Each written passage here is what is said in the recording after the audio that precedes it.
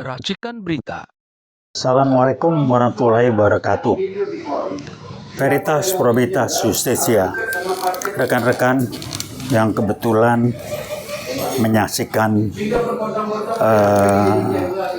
podcast ini, saya ingin menyampaikan bahwa sekarang hari ini tanggal 27 September, bulan September, bulan yang agak berbeda dengan bulan-bulan yang lain kalau dikaitkan dengan tahun 65, di mana PKI berusaha melakukan kudeta secara besar-besaran melalui G30S PKI 65 lewat dukungan Presiden Soekarno tanpa sadar atau sadar, namun digagalkan habis-habisan oleh Pak Harto yang kemudian membentuk Orde Baru.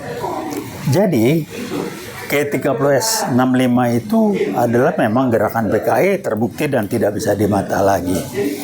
Jadi habis dihajar. Tapi banyak orang tidak menyadari bahwa PKI sebagai ideologi komunis itu tidak pernah habis. Dan mereka muncul dengan tampil dengan berbagai macam gerakan, meledak pada gerakan 1998, balas dendam dengan menjatuhkan Pak Harto. Dia memanfaatkan gerakan-gerakan yang lain yang bersih, tapi tujuan utama mereka adalah menjatuhkan Pak Harto. Kenapa sebagai gerakan? Kan Pak Harto sudah bilang, yang saya dengar informasi, yuk kita turun baik-baik, saya berubah jadi ini, saya serahkan ini. Oh ditolak, langsung harus jatuh. Nah ini kita banyak dimanfaatkan. Saya waktu itu diskusi dengan teman-teman, saya beda pendapat. Bahwa ini mainnya PKI kan, mereka karena saya kalah suara, udah saya nonton aja, saya bilang. Baru sekarang melihat bahwa PKI 98 adalah puncak PKI muncul yang disebut dengan PKI gaya baru. Nah di 2015 teman saya riset terlihat betul sudah bermain sejak 98 itu mereka bermain. Jadi yang sasaran mereka adalah dua yang besar, yaitu kepolisian dan DPR. Dua-duanya berjalan dengan mulus dan polisi diacak-acak sampai sekarang kita merasakan dampaknya, dan harus bebenah juga DPR. Jadi DPR, misalkan kualitas DPR itu orang-orang kayak itu ada salah satu partai politik yang mengusung artis-artis yang tidak berkualitas, tidak berkelas. Saya nggak sebut namanya ya. Jadi karena ya pimpin aja orang yang transaksional begitu, udahlah nggak sebut namanya. Nah kalau nggak percaya mari diskusi sama saya, kita ngomong terbuka di publik pimpinan partainya itu. Masa artis kayak gini ngomong jabatan DPR, buat lu bisa nyetor ke partai lu aja jadi maju. Nah ini yang kejadian.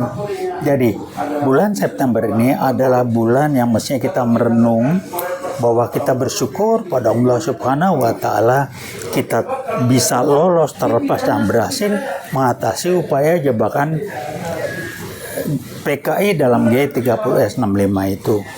Nah ini bulan September, jangan dihilangkan begitu aja. Saya mempertanyakan kenapa film G30S tiba-tiba dilarang, nggak diputar lagi. Kenapa?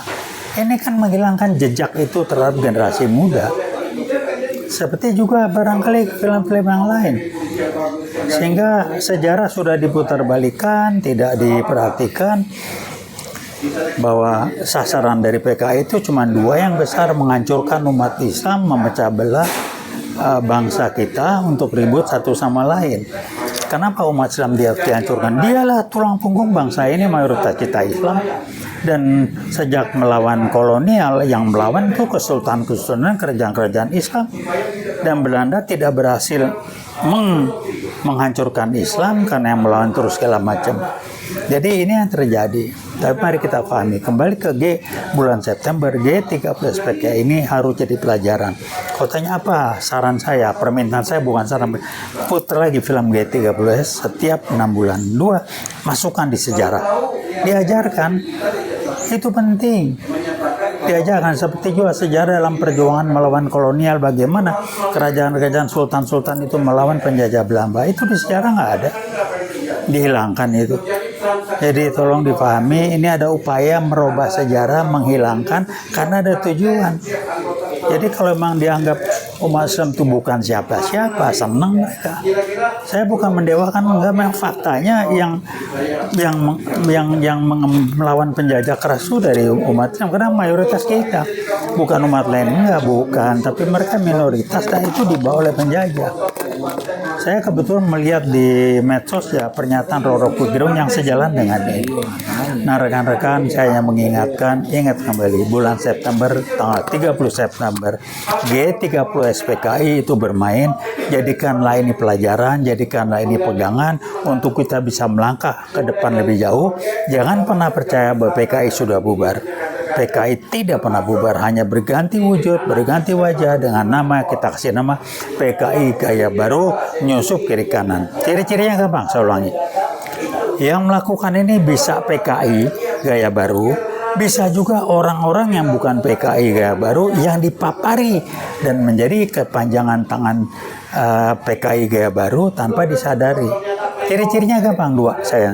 Kalau dia merusak bangsa ini, memecah belah, itulah programnya PKI Gaya Baru. Kalau dia menghancurkan, merusak umat Islam segala macam, termasuk, maaf saya sebut namanya, mantan penyanyi yang bukan nyanyi sok ngomongin begitu, udahlah saya mengatakan, bro, ini bukan kompetensi Anda, nggak usah ngomong lah ya. Saya nggak sebut namanya. Singkatannya RI. Di medsos ngomong, udahlah, Anda dipaparin PKI baru nggak ngerti. Otak Anda bukan di situ, kompetensi Anda bukan di situ. Yang diributin apa? Habaib, ya itulah PKI baru. Habaib dipermasalahkan turun Nabi. Buat apa? Kok jadi dipermasalahan turun atau bukan turun Nabi? Buat nggak pernah diributin kita. Rasulullah aja nggak pernah ribut kok soal turunannya. Ini ya itulah. Jadi saya bilang, Boro RI, ya berhentilah Anda. Kalau Anda lanjutkan, UGW akan hajar Anda. Silakan cari backing PKI baru. UGW akan kejar Anda. Udah bukan kompetensi Anda lah, Anda cuma dipakai. Jadi rekan-rekan ingat, G30 PKI adalah pelajaran sejarah yang harus jadi pegang kita untuk selalu ingat.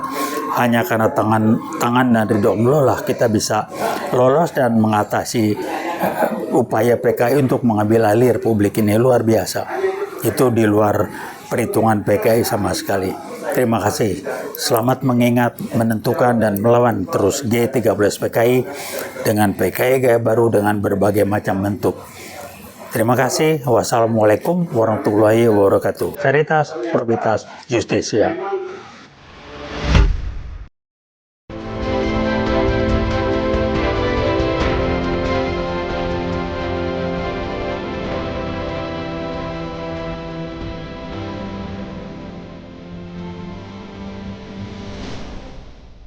Racikan Berita